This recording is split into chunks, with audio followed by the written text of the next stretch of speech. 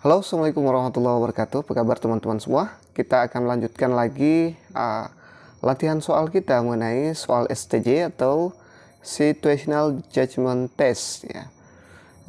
Yang mana yang akan dinilai di dalam Situational Judgment Test itu ada beberapa kriteria, baik itu mengenai akademik kita, selanjutnya kompetensi teknis kita sebagai guru.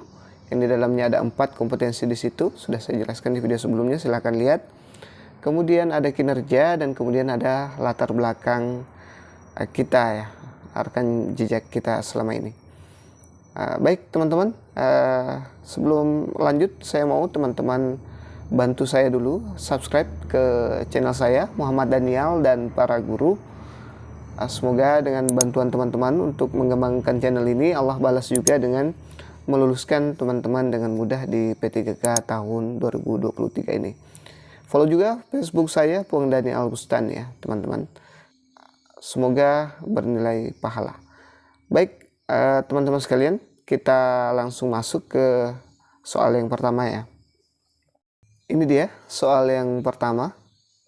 Kalau teman-teman mau coba jawab dulu, silahkan dijawab dulu. Nanti tidak apa-apa ditulis di kertas kira-kira berapa yang beda dengan jawaban saya. Saya tidak bilang benar ya, kita diskusi. Reaksi Anda menerima panggilan masuk saat proses belajar berlangsung. A. Saya langsung menerima panggilan tersebut. B. Saya memastikan asal dari panggilan tersebut sebelum memutuskan. C. Saya akan menghubungi kembali saat proses belajar mengajar berakhir. D. Saya tidak menghiraukan panggilan tersebut.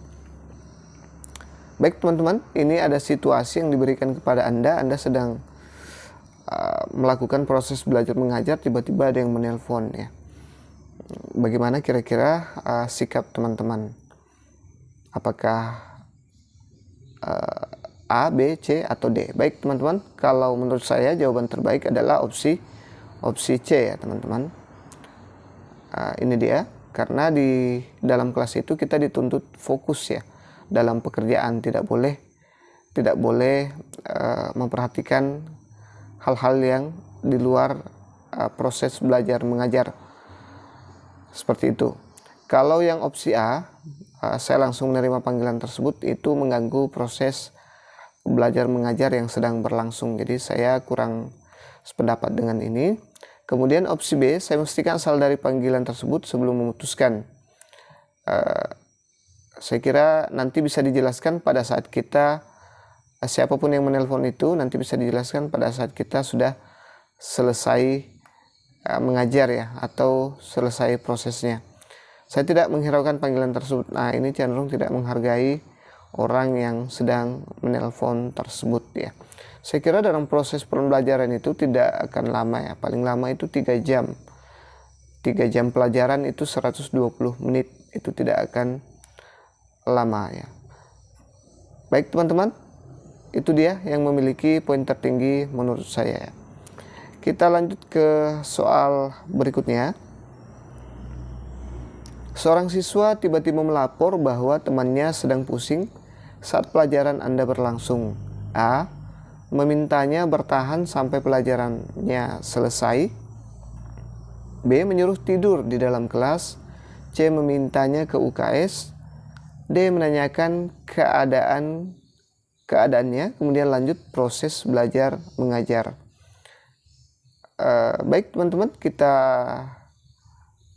lihat jawabannya. Kalau opsi A, meminta bertahan sampai pelajaran selesai, jangan sampai pingsan ya kalau kita paksakan anak-anak tersebut. Jadi sebaiknya jangan memilih opsi ini. Kemudian opsi B, menyuruh tidur di dalam kelas. Ini bisa jadi salah satu opsi yang lain juga, tapi kita cari dulu opsi yang lebih bagus ya. Kalau opsi C, memintanya ke UKS, saya pikir ini adalah opsi terbaik ya, karena dia sedang sakit ya, sedang pusing. Sebaiknya kita suruh ke UKS biar di sana nanti ditangani oleh pengelola UKS di sekolah. Itu lebih akurat ya penanganannya dibanding yang dua ini. Coba kita lihat dulu yang opsi D, menanyakan keadaannya kemudian lanjut proses belajar mengajar. Kalau hanya sekedar menanyakan itu tidak ada efek sama sekali ya teman-teman. Jadi yang kita inginkan adalah langkah pertama yang pada saat situasi itu terjadi. Nah, langkah terbaik pertama adalah memintanya dulu ke UKS ya. Oke. Kita ke soal berikutnya. Jangan lupa subscribe, like, dan bantu share ke sosial media teman-teman.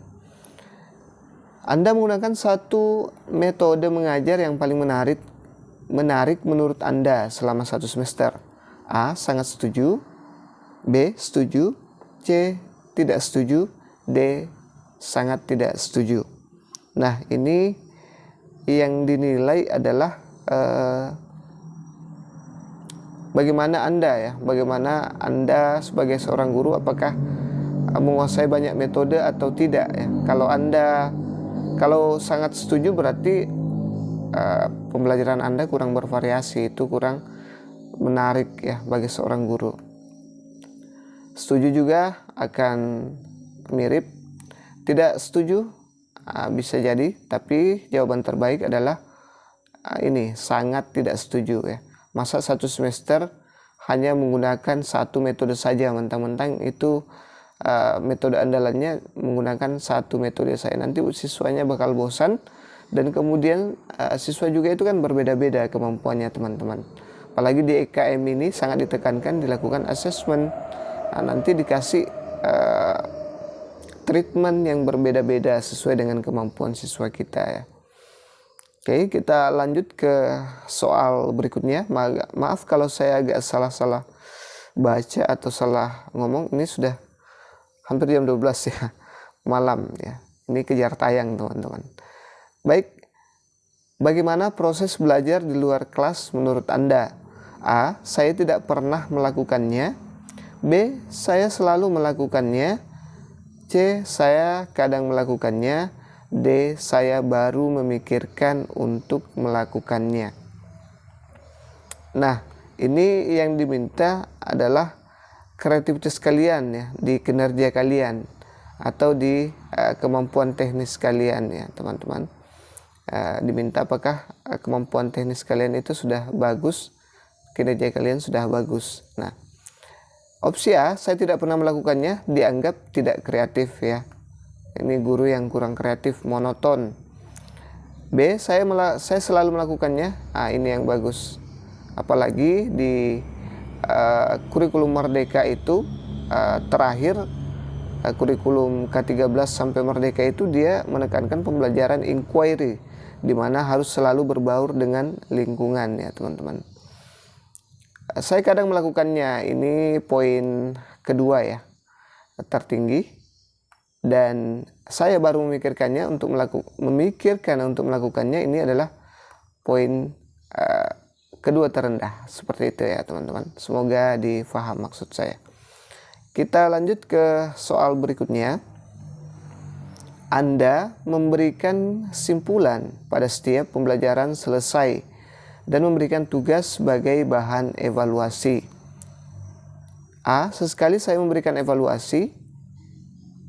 B. Saya tidak memberikan evaluasi. C. Saya selalu memberikan evaluasi. D. Saya tidak ingat terakhir kali saya memberikan evaluasi.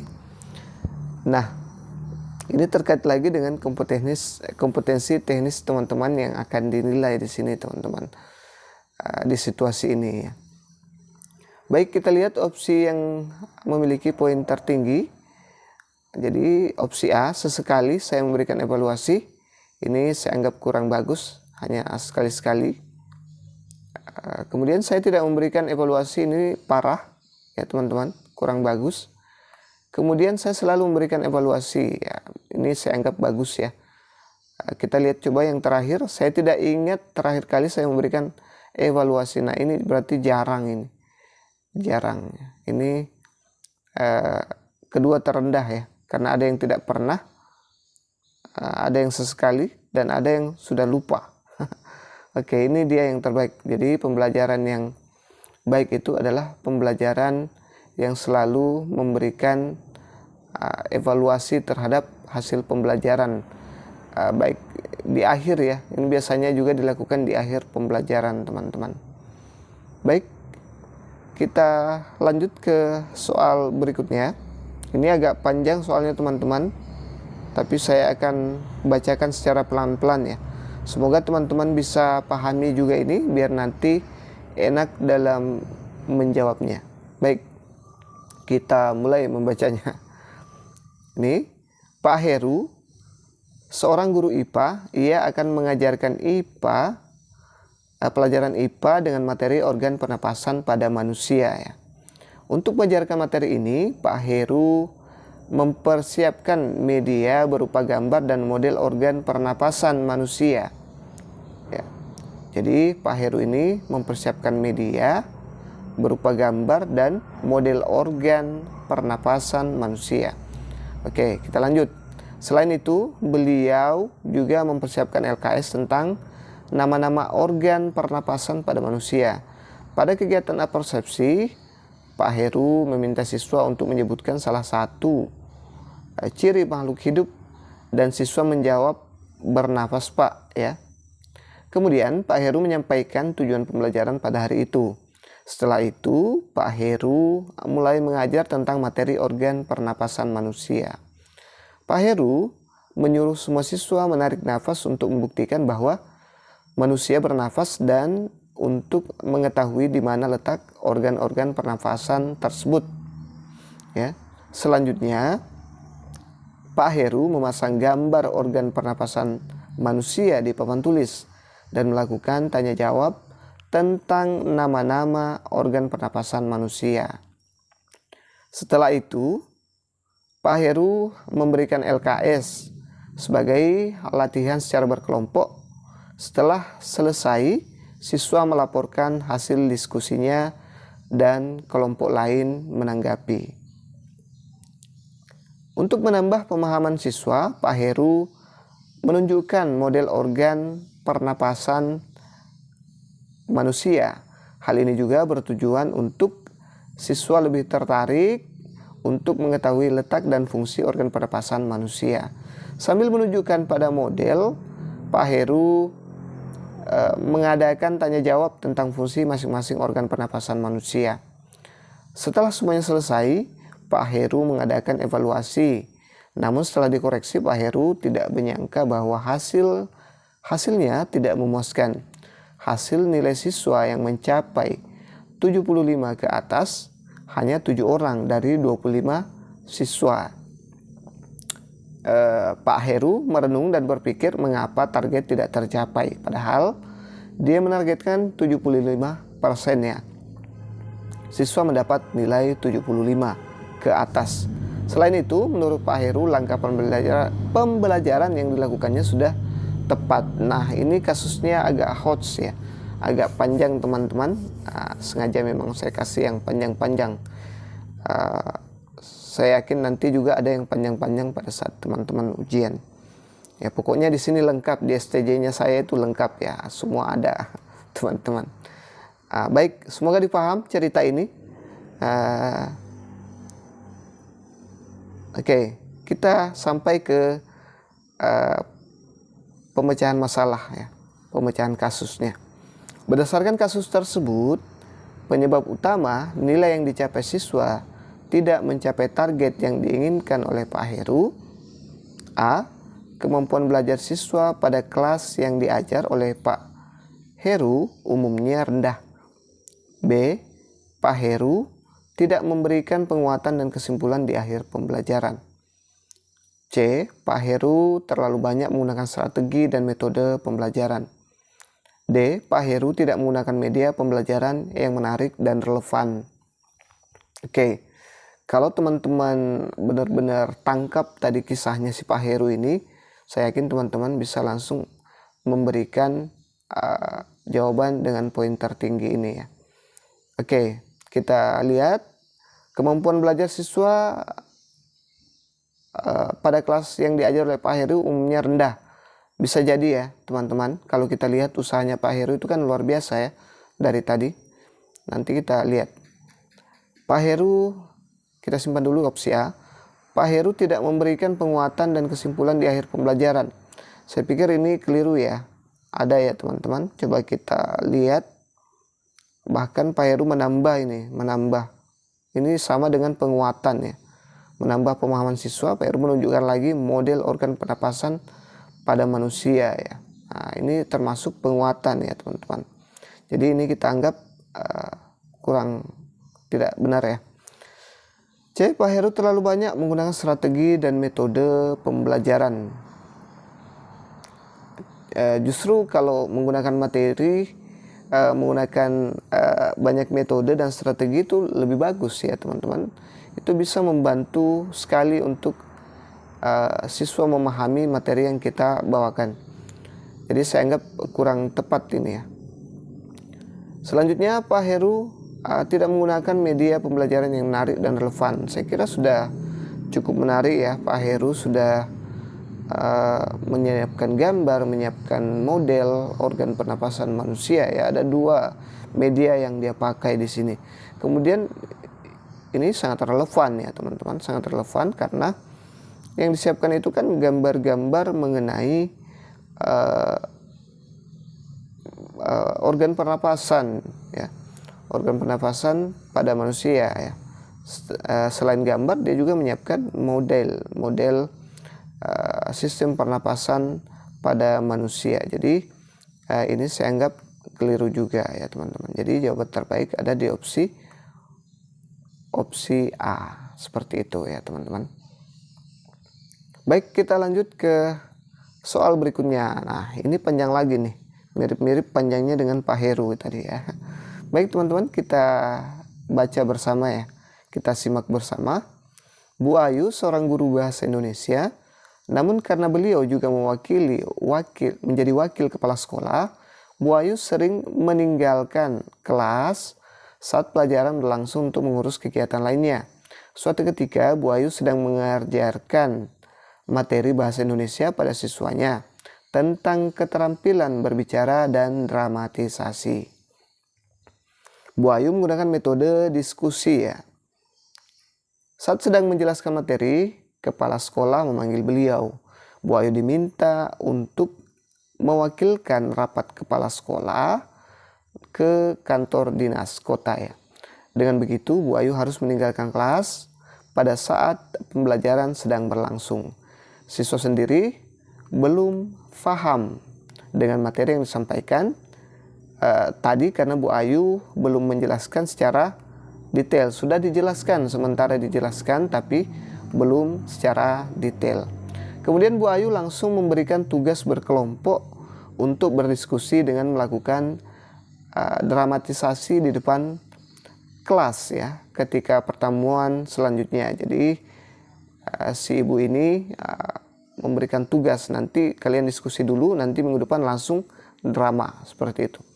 Keesokan harinya saat pelajaran bahasa Indonesia, Bu Ayu langsung meminta siswa untuk maju di depan kelas bersama kelompoknya untuk melakukan adegan dramatisasi yang tadi yang diminta oleh Ibu Ayu ini, yang telah diberikan pada pertemuan sebelumnya. Alhasil, ini dia hasilnya, siswa tidak ada yang berani maju ke depan kelas untuk menampilkan hasil diskusi kelompok ya. Masih lanjut, hal ini membuat Bu Ayu sedikit marah karena ternyata siswa tidak mengerjakan tugas yang telah diberikan. Dalam keadaan sedikit marah, akhirnya dia langsung memberikan sebuah lembaran. Ya, jadi langsung diberi lagi lembaran. Ini kasusnya nih. Yang berisi tes objektif mengenai pelajaran bahasa Indonesia tersebut dengan materi keterampilan berbahasa. Bu Ayu minta semua siswa untuk mengerjakan tugas tersebut kemudian mengumpulkannya dengan segera. Setelah selesai mengerjakan dan mengumpulkan semua, Bu Ayu melakukan penilaian dari hasil belajar siswa. Melihat hasil belajar siswa yang dicapai kurang dari rata-rata, Bu Ayu merasa kecewa. Padahal Bu Ayu mengharapkan pelajaran bahasa tersebut dengan materi keterampilan berbicara bisa berfokus pada Student Center Learning atau biasa disebut SCL. Nah, memang sekarang kurikulum itu menekankan SCL ya, termasuk kurikulum 2013 sampai sekarang IKM lebih hebat lagi menekankan SCL ini. Dengan begitu, nilai rata-rata untuk pelajaran bahasa Indonesia di kelas 5 sangat jauh dari kriteria yang sudah diterapkan sekolah. Nah, dari kasus ini, berdasarkan kasus di atas, mengapa pembelajaran bahasa Indonesia yang dilakukan Bu Ayu tidak berhasil?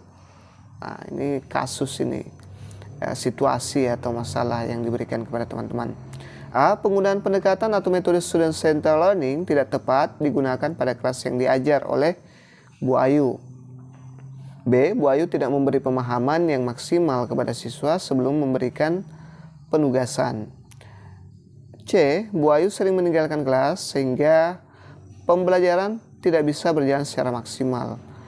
D. Bu Ayu tidak menggunakan media pembelajaran yang relevan. Baik teman-teman, kira-kira yang mana nih yang poin tertinggi di sini? Apa masalahnya kira-kira? Kalau seperti ini ya. Ini agak kompleks juga ya masalahnya. Baik, kalau opsi A, penggunaan pendekatan atau metode student center learning tidak tepat digunakan pada kelas yang diajar oleh Bu Ayu. Saya pikir sudah pendekatan metodenya sudah bagus ya, selalu mengharapkan siswa itu lebih aktif dibanding gurunya ya. Tapi ini caranya yang salah ya. Tapi ini sudah benar ya, sudah bagus sih menurut saya. Kalau masalah student center learningnya yang dipermasalahkan. Kalau Bu Ayu tidak memberi pemahaman yang maksimal kepada siswa sebelum memberikan penugasan. Nah, saya lebih cenderung ke opsi ini ya, opsi B.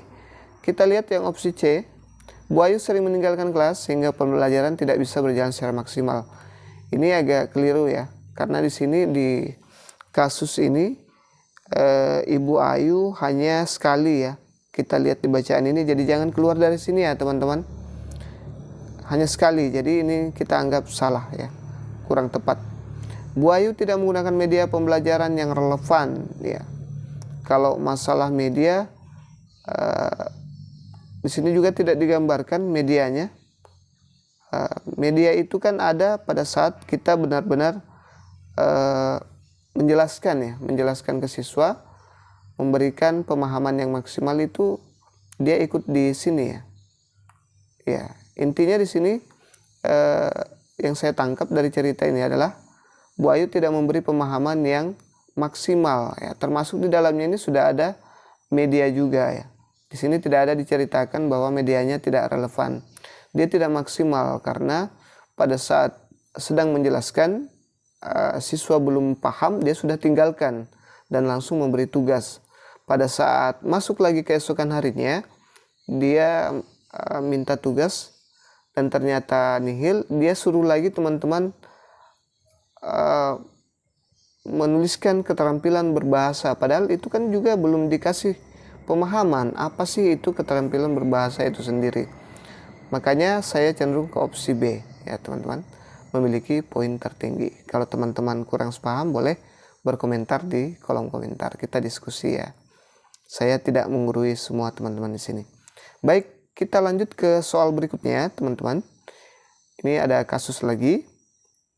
Saat kegiatan pembelajaran berlangsung, kebanyakan siswa mengeluh karena mereka tidak dapat menerima penjelasan guru dengan baik. Hal tersebut disebabkan karena guru tidak memberikan catatan di papan tulis maupun memanfaatkan media dan alat peraga sesuai dengan materi yang diberikan. Hampir semua siswa mengeluhkan hal yang sama. Berdasarkan situasi di atas, jika guru melakukan tes diagnosis, maka kecenderungan gaya belajar yang dimiliki siswa adalah A. Visual, B. Kinestetik, C. Auditif, D. Gustatif. Nah, kira-kira yang mana nih teman-teman jawabannya? Saya yakin teman-teman bisa langsung mengunci kalau paham kisahnya ini ya.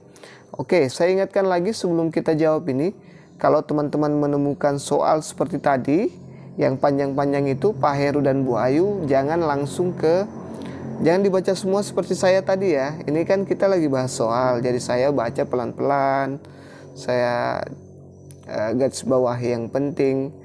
Itu saya sangat pelan sekali. Jadi jangan seperti itu nanti jawabnya kalau menemukan soal yang panjang. Langsung ke soal saja dulu, apa yang diminta soal, baru kita cari masalahnya ya. Kita skimming dan scanning, percepat ya. Jangan kayak saya. Itu saya lupa jelaskan tadi seperti itu ya. Baik, kita masuk ke kasus kita. Ini soal terakhir sebelum kita tutup. Nanti insya Allah kita lanjut lagi part 6. Nah, ini visual. Bisa jadi visual ya, karena mereka tidak bisa paham tanpa alat peraga, tanpa catatan, tanpa media, tanpa peraga. Dia hanya berceramah saja. Padahal siswanya ini adalah siswa yang visual. Siswa visual itu tidak bisa terlalu banyak ceramah. Dia mau melihat langsung ya teman-teman. Melihat langsung apa yang diajarkan. Dia tidak cukup dengan mendengar saja seperti itu. Jadi saya anggap ini siswanya adalah gaya belajar yang visual. Kalau kinestetik itu berhubungan dengan gerakan ya, gerakan. Jadi ini tidak nyambung ya teman-teman. Saya anggap salah. Kemudian auditif. Siswanya ini bukan auditif, gurunya yang salah paham ya. Ini gurunya ini mengira bahwa siswanya ini auditif, bisa paham tanpa harus diperlihatkan media, tanpa harus diberikan media, peraga, catatan, hanya berceramah saja. Itu kalau siswa auditif itu bisa memahami dengan jelas apa yang dimaksud oleh guru tersebut kalau memang penjelasannya bagus ya. Tapi kalau siswanya visual itu mereka akan susah ya teman-teman. Nah, ini yang salah paham ini gurunya ya. Jadi harus tahu betul siswanya, harus kenal betul dengan siswanya, apakah siswa ini auditif atau visual atau malah kinestetik ya. Gustatif. Kalau gustatif saya rasa ini berhubungan dengan pencicip ya, masalah rasa ini, pembelajaran rasa lidah. Ini cocok untuk siswa yang masuk chef itu ya, Chef Juna, Chef Arnold, Chef Renata seperti itu. Jadi ini juga saya anggap tidak benar. Yang terbaik adalah opsi A. Dia tidak nyambung dengan gaya belajar auditif, dia maunya visual, biar enak, biar paham. Baik teman-teman, itu saja dulu yang sempat saya share pada kesempatan kali ini. Silahkan berkomentar di kolom komentar jika saya keliru, dan saya juga sebenarnya sangat tunggu komentarnya teman-teman. Saya suka kalau teman-teman komentar, itu artinya teman-teman benar-benar memperhatikan saya. Baik teman-teman, semoga lulus semua. Insya Allah kita lanjut lagi part 6 nantinya. Assalamualaikum warahmatullahi wabarakatuh. See you.